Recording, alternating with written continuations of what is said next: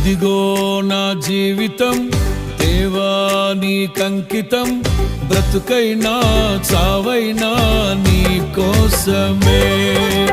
ఇదిగో నా జీవితం దేవా నీకంకితం, బ్రతుకైనా చావైనా నీ కోసమే. నాకున్నది నీ ఒక్కడివే, నే బ్రతికేందుకు నీ ప్రేమ చాలయ్యా. ఆరాధింతును నా పూర్ణ హృదయముతో, నిన్ను ఘనపరతును